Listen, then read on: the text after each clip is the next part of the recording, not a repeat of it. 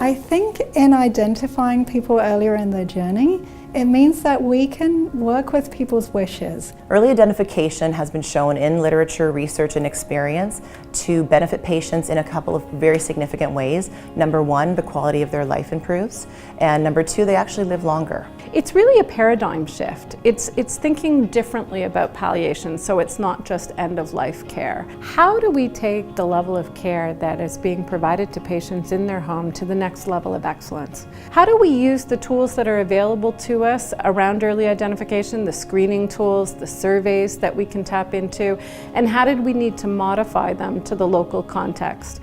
And I would say lastly, they took a good look at who else they needed to partner with, whether it was primary care or palliative care physicians or hospital teams, to really ensure that the right patients were being engaged around this work.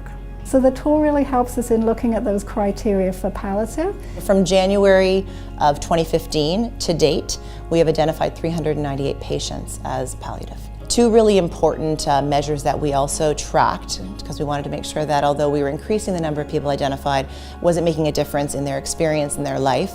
And two of those stats were actually the admission rate of our palliative patients. So a statistically significant difference of a decrease of 40% from patients going into the hospital or being readmitted to the hospital previous to being identified and after being identified.